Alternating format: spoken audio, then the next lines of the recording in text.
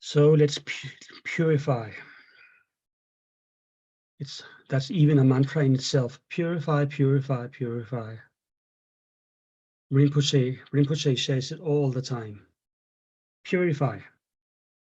So let's get started. And maybe I should look inwards for myself and check whether I am aligned with the activity that will happen right now. Check if the balance is right, balance in my body, balance in my mind. Remember all of the little tips about how to engage into our practice or meditation.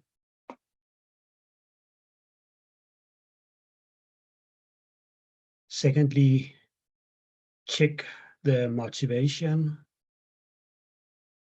Truthfully, it is about getting purified for my own sake. I mean, what's better option is to get rid of all the negative imprints, but also enhancing my ability to achieve realizations on the Lam-Rim, remove all the obscurations, but ultimately, obviously, to benefit as many sentient beings as possible, starting logically with people I care for, people around me, and slowly, gradually expanding that view to more and more people, and eventually, someday, some future life maybe, be able to benefit all sentient beings, so nobody is excluded or isolated from my wish to help others to become purified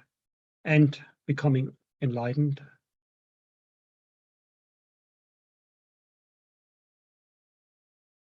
This is a practice on Guru Bodhisattva, slightly different from the one that Venerable Bina has been leading. This is from the handouts, the practice book, and it also starts with the visualization. So visualizing the space in front of you, Guru Bodhisattva, father and mother, the union of wisdom and method, representing the perfect union of our mind with enlightenment, perfect purity, radiant white light. And visualize ourselves surrounded by all living beings, father to the right, mother to the left, enemies in front of us, people who have harmed us, and there we will realize that those who have harmed us will experience future suffering, and we acknowledge that this is unbearable because nobody likes to suffer. Friends just behind us, and all around us as far as the eye can see, all other sentient beings as far as the eye can see, all of them in the aspect of human beings, eyes wide open, yearning, longing for salvation, liberation from suffering, wanting to achieve happiness. And with this wish, we try to go on the path to being one of the persons who can actually benefit those, because if we are not, then who would, who should?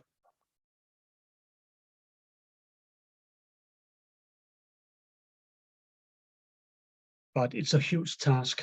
It's a huge task to be able to benefit sentient beings, not only our dear ones, but also enemies and strangers for that matter. So we will go to the next step, which is the power of reliance. And there we will also take refuge. So I will say the Refuge Prayer 3 times. It's a little different from the usual ones. I forever take refuge in Buddha, Dharma, and Sangha, and in all the 3 vehicles, in the Dakinis Srika Mantra Yoga, in the heroes and heroines, in the empowering goddesses, and the bodhisattvas. But most of all, I take refuge in my Holy Guru forever, 2 times more.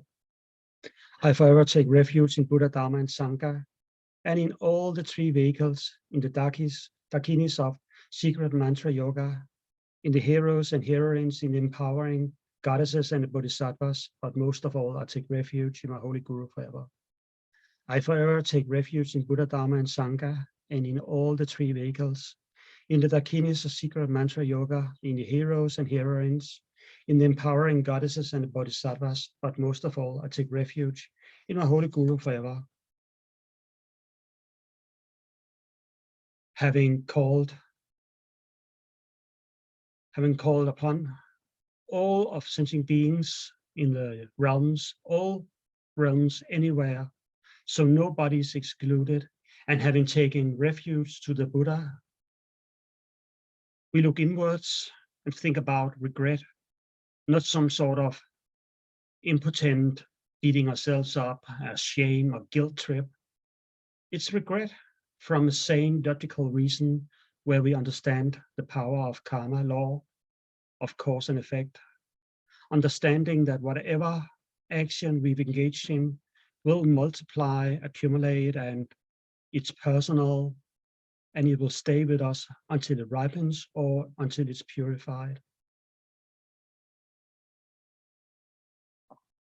And obviously also that whatever negative action we've been engaged in, it will harm us as future suffering. And it's simply unbearable. It's like having swallowed a lethal poison. And it's useless to go out in the street and scream, oh my God, what have I done? I've swallowed a lethal poison. Yearning me. No, we need to rely on the Buddha, Guru Bodhisattva, right now manifesting as our root guru, the Dharmakaya. So we will think that any action we've done today with a negative attitude, with body, speech, and mind, or yesterday, this past week, in our grown-up life, as a teenager, as a child, as an infant, any negative action is there just waiting to ripen as future suffering.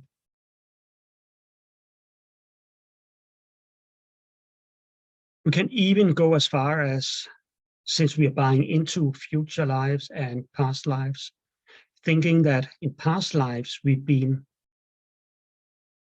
having different types of existence, maybe being an animal, a lioness, feeding for prey, or being a soldier, a warmonger, anything that could have produced harming by killing, stealing, or just basically lying, deceiving, cheating, manipulating with the truth, twisting the truth, withholding the truth, taking the ungiven.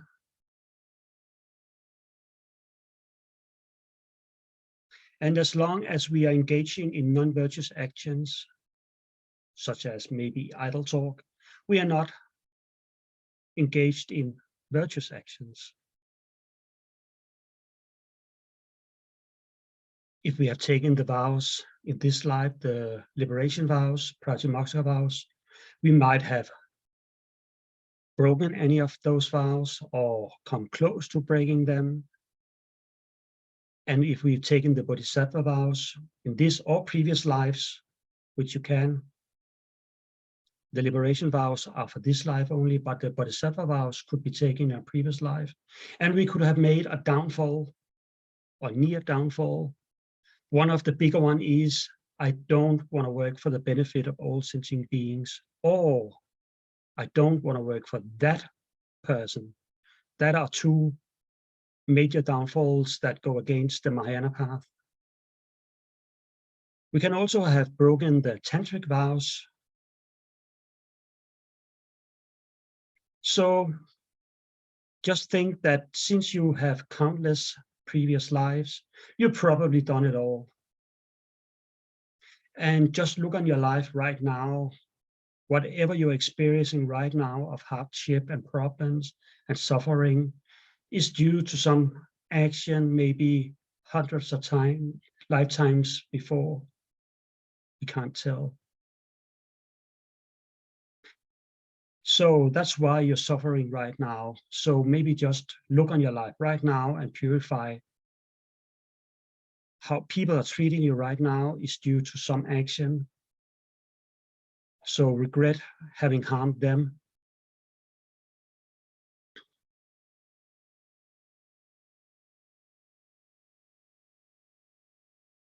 You can also remember impermanence and death, thinking that death can come soon and we don't know why, how fast, when it will happen. So no time to waste, no reason not to start right now with two actions. Number one, the purification, which is the regret and reliance. And secondly, going to a larger move, thinking from now on, I will not harm sentient beings. I will try to be a virtuous person. And that's why we're doing this Vajrasattva meditation.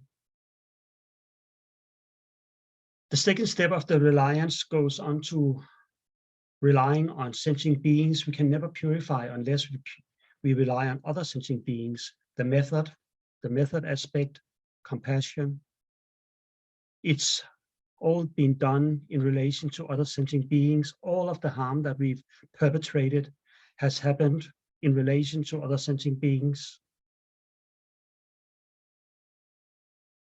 Again, it's not some impotent beating ourselves up. It's just acknowledging I have probably done that.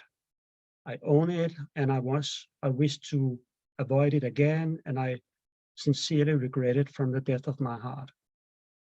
So thinking that all sentient beings, not just those that you know directly in this life that you've harmed, but all sentient beings, they've been your mothers, and you probably met a lot of them before, having harmed them before.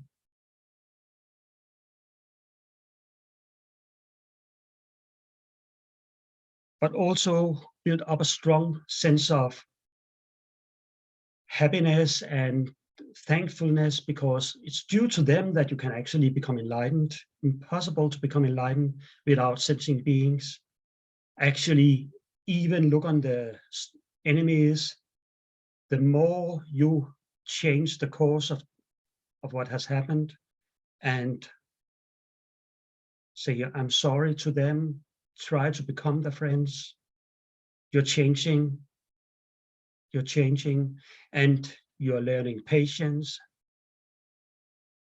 So even be thankful for your enemies. They're learning you, teaching you a valuable lesson.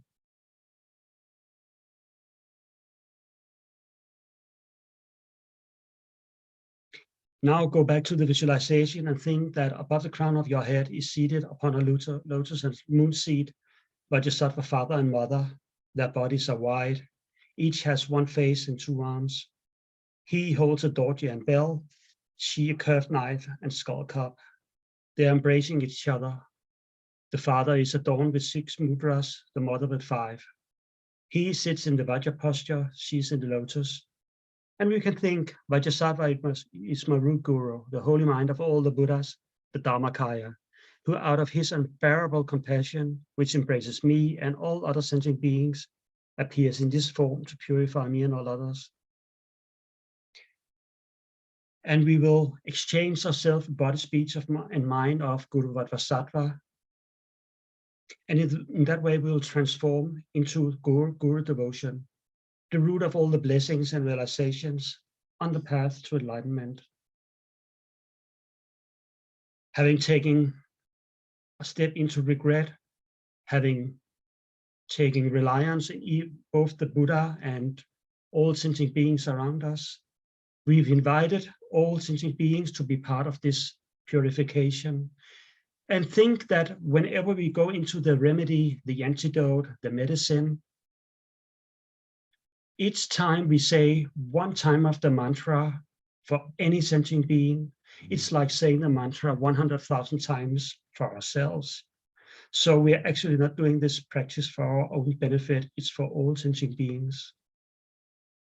So on the moon disk at Vajrasattva's heart stands a home encircled by a garland of the 100-syllable mantra. A powerful stream of white nectar flows from the home and a mantra garland, and I'm cleansed from all of the sickness, spirit harm, negative karma, and obscurations. We will say the mantra 7 times together. You can listen, or you can see if you remember it, and think whenever it comes like a white, strong power hose from Guru Vajrasattva's heart, it purifies body, speech, and mind, and it pushes to the lower and upper orifice of our bodies all of the negative imprints pushed out in space and not an atom left. And this white laser beam is full of white sticky nectar that hooks all of the negativity as well. And once purified, all the negative imprints are gone, so they cannot ripen as future suffering. We'll say the mantra 7 times together. Om Vajrasattva Samaya Manupalaya Vajrasattva Teno Bhajistaditu Membhava Sutushaya Membhava Supushaya Membhava Anuraktu Membhava Sava Siddhi Mepayata Sava Kama Tutamim Siddham Sayam Koro Hong Ha Ha Ha Ha Ho Bhagavan Sava Tata Kata Vatramama Musavatya Bhava Mahasamya Sava Ahom Pe Om Vajrasattva Samaya Manupalaya Vajrasattva Teno Bhajistaditu Membhava Sutushaya Membhava Supushaya Membhava Anuraktu Membhava Sava Siddhi Mepayatsa Sava Kama Tutamim Siddham Sayam Koro Hong Ha Ha Ho Bhagavan Sava Tata Kata Vatramama Musavatya Bhava Mahasamya Sava Ahom Pe Om Vajrasattva Samaya Manupalaya Vajrasattva Teno Bhajistaditu Membhava Sutushaya Membhava Supushaya Membhava Anuraktu Membhava Sava Siddhi Mepayatsa Sava Kama Tutamim Siddham Sayam Koro Hong Ha Ho Bhagavan Sava Tata Kata Vatramama Musavatya Bhava Mahasamya Sava Ahom Pe Om Vajrasattva Samaya Manupalaya Vajrasattva Teno Bhajistaditu Membhava Sutushaya Membhava Supushaya Membhava Anuraktu Membhava Sava Siddhi Mepayatsa Sava Kama Tutamim Siddham Sayam Koro Hong Ha Ho Bhagavan Sava Tata Kata Vatramama Musavatya Bhava Mahasamya Sava Ahom Pe Om Vajrasattva Samaya Manupalaya Vajrasattva Teno Bhajistaditu Membhava Sutushaya Membhava Supushaya Membhava Anuraktu Membhava Sava Siddhi Mepayatsa Sava Kama Tutamim Siddham Sayam Koro Hong Ha Ho Bhagavan Sava Tata Kata Vatramama Musavatya Bhava Mahasamya Sava Ahom Pe Om Vajrasattva Samaya Manupalaya Vajrasattva Teno Bhajistaditu Membhava Sutushaya Membhava Supushaya Membhava Anuraktu Membhava Sava Siddhi Mepayatsa Sava Kama Tutamim Siddham Sayam Koro Hong Ha Ho Bhagavan Sava Tata Kata Vatramama Musavatya Bhava Mahasamya Sava Ahom Pe Om Vajrasattva Samaya Manupalaya Vajrasattva Teno Bhajistaditu Membhava Sutushaya Membhava Supushaya Membhava Anuraktu Membhava Sava Siddhi Mepayatsa Sava Kama Tutamim Siddham Sayam Koro Hong Ha Ho Bhagavan Sava Tata Kata Vatramama Musavatya Bhava Mahasamya Sava Ahom Pe. Having completely exchanged ourselves with Guru Vajrasattva's body, speech, and mind by visualizing him and thereby exchanging our bodies, by saying the mantra of the 100-syllable mantra, thereby purifying our speech, and exchange ourselves with the mind of Guru Vajrasattva due to the bodhicitta and refuge, we have completely purified all and pacified all negative imprints with body, speech, and mind, and they cannot ripen as future suffering. We will visualize a final purifying stream of white nectar that comes from Vajrasattva's holy body and mind. And it's like a very, very strong shower, completely cleansing our minds and completely removing all of the subtle imprints. And they wash away completely through the soles of our feet, into our crack of the earth, and there are consumed by the Lord of Death in a blazing fire. One more time. Om Vajrasattva Samaya Manupalaya Vajrasattva Tena Bhajistaditu Membhava Sutushaya Membhava Supushaya Membhava Anuraktu Membhava Sava Siddhi Mepayatsa Sava Kama Tutamim Siddham Sayam Koro Hong Ha Ho Bhagavan Sava Tata Kata Vatramama Musavatya Bhava Mahasamya Sava Ahom Pe.